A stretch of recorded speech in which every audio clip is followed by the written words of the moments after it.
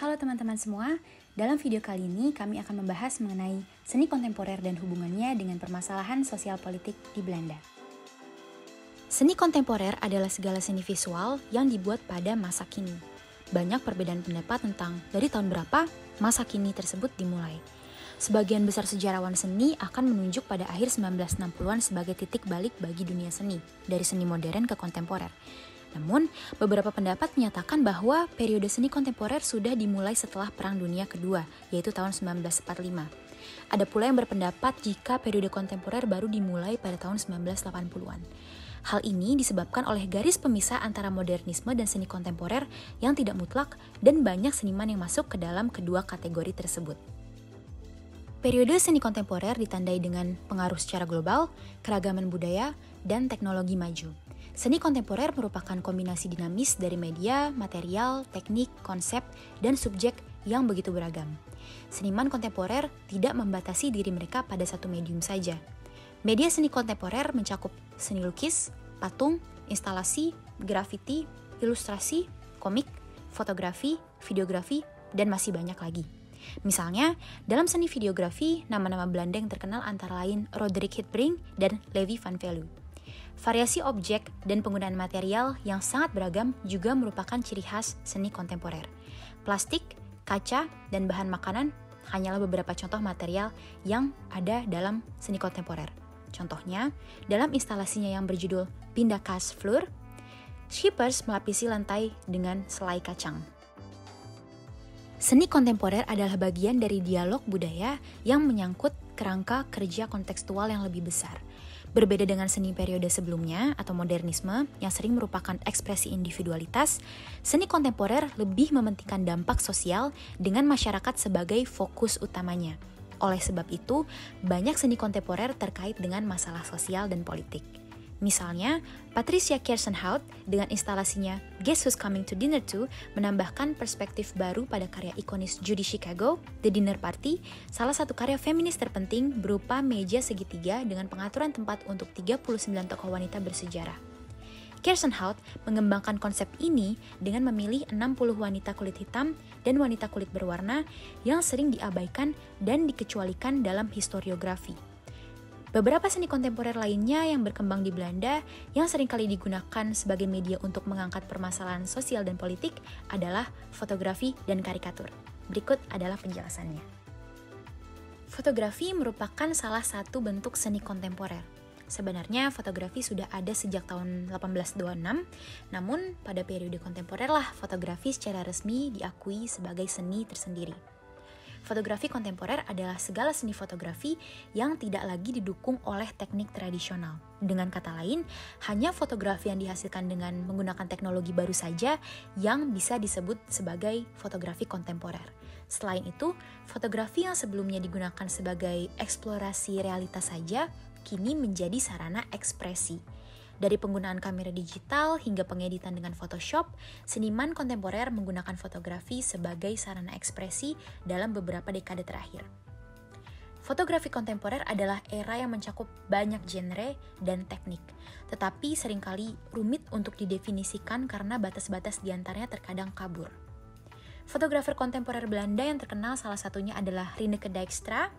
Dijkstra terkenal dengan ciri khas potret tunggalnya yang berfokus pada penangkapan sisi rentan dari subjeknya. Dan nama terkenal lainnya adalah Erwin Olaf yang terkenal sebagai storyteller hebat dengan fotografinya yang memiliki ciri khas kaya akan konteks. Fotografer Erwin Olaf adalah salah satu fotografer kontemporer paling terkenal di Belanda. Ciri khas dari Olaf adalah pembuatan seri-seri foto, pemolesan dengan Photoshop, pengambilan inspirasi dari karya-karya yang sudah ada, dan foto-foto yang kaya akan konteks. Karyanya telah menerima banyak penghargaan dan ia telah mengadakan pameran di seluruh dunia. Seri foto Olaf yang terkenal antara lain Chessman, Hope, Berlin, dan Imwald. Di samping itu, ia telah ditugaskan untuk memotret kampanye iklan untuk perusahaan internasional besar seperti Levi's, Microsoft, dan Nokia. Dan kesuksesan Olaf juga ditandai dengan potret resmi keluarga kerajaan Belanda dan desain koin euro untuk Raja Willem-Alexander. Pada awal karyanya, Olaf mengambil banyak inspirasi dari lukisan karya seniman besar. Contohnya, ia mengadopsi pencahayaan chiaroscuro, lukisan potret dari Rembrandt, dalam seri fotonya yang berjudul Ladies' Hats. Di samping itu, Olaf mengakui bahwa pemolesan dengan Photoshop sangat membantunya dalam membawa keterampilan fotografinya ke tingkat yang lebih tinggi. Berkat peminjaman teknik yang luar biasa cerdik yang disertakan dengan pemolesan perfeksionis, foto-foto Olaf terkadang memiliki kualitas yang hampir seperti pelukis. Politik dan masyarakat adalah tema yang berulang kali dapat ditemukan dalam karya-karyanya. Ia tidak pernah menghindar dari kontroversi dan berkomitmen sepenuh hati untuk berkontribusi dalam menciptakan masyarakat yang lebih toleran.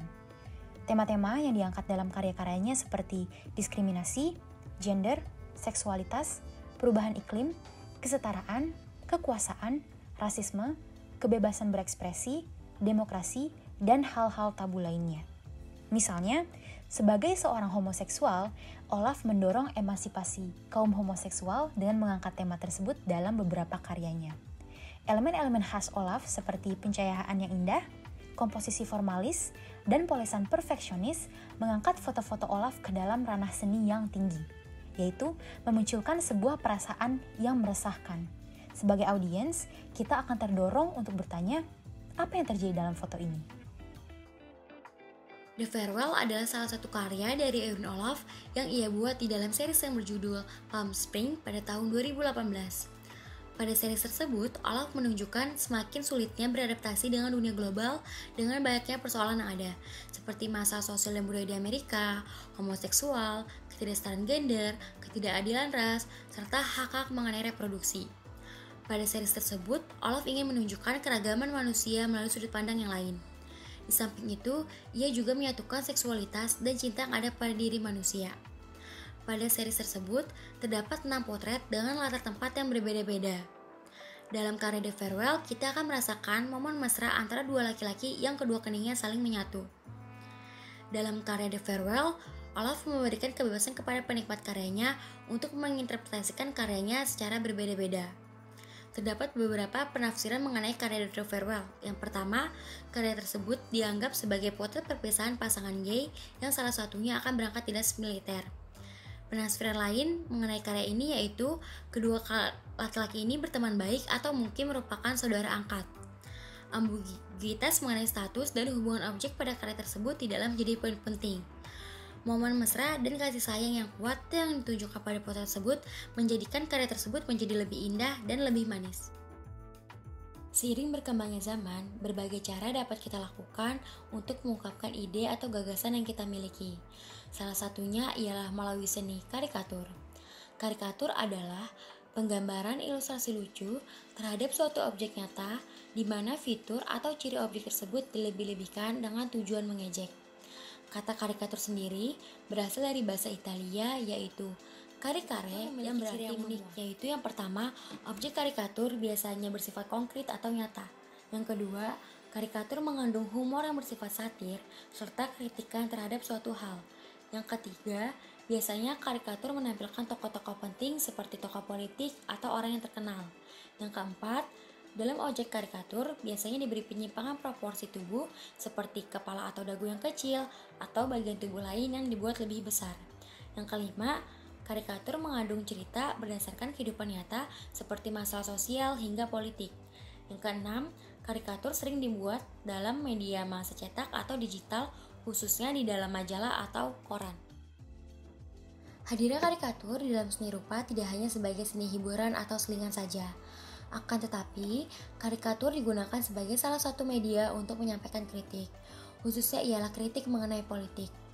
Gaya karikatur yang terkesan lucu tersebut membuat kritik yang disampaikan terkesan tidak terlalu menyinggung atau melecehkan. Selain itu, karikatur yang berisi satir atau sindiran tersebut dapat digunakan sebagai penguat pesan verbal dengan harapan akan adanya perubahan. Karikatur satir yang menarik akan dapat mewakili suara rakyat untuk mengungkapkan berbagai persoalan hidup yang mereka alami. Kemudian, goresan karikatur yang dibumbui humor tersebut dapat membuat orang lain terhibur, misalnya seperti tersenyum atau bahkan tertawa. Perkembangan karikatur sudah dimulai sejak zaman Renaissance. Pada zaman Renaissance, Leonardo da Vinci menggambarkan orang-orang penyandang disabilitas dengan bentuk yang tidak sewajarnya. Lukisan The Carrying of the Cross sampai baru-baru ini dikaitkan dengan Hieronymus Bosch adalah contoh awal gambar karikatur. Namun demikian, dalam kedua kasus tersebut, kepala tokoh pada karikatur masih digambar secara cukup realistis. Pada paruh kedua abad ke-18 dan ke-19, gambar karikatur semakin populer berkat surat kabar dan majalah mingguan. Para kartunis kemudian menggambarkan para politisi secara satir. Pada abad ke-20 dan ke-21, tradisi ini terus dihidupkan oleh karikaturis mancanegara, termasuk beberapa karikaturis asal Belanda seperti Mark Steyn dan Frits Barends. Hampir setiap kartunis politik membuat karikaturis politisi nasional dan internasional yang terkenal. Contoh karikatur yang ada di Belanda adalah karikatur tokoh Maurice de Hond karya Jos Halbertsma dalam artikel Volkskrant yang terbit pada tanggal 19 April 2021 lalu. Karikatur karya Jos ini merupakan salah satu karikatur yang digunakan sebagai media alat kritik di Belanda. Karikatur tersebut digunakan sebagai pengiring artikel kritik Volkskrant terhadap Maurice de Hond. Artikel dan karikatur yang diterbitkan oleh Volkskrant sebenarnya merujuk kepada keberhasilan podcast The Deventer Moordzaak. Di mana, pada podcast tersebut, jurnalis Annegret Witsma menyelidiki peran utama Maurice de Hond dalam menyalahkan seorang tukang bernama Michael de Jong atas pembunuhan Jacqueline Wittenberg yang terkenal di Deventer.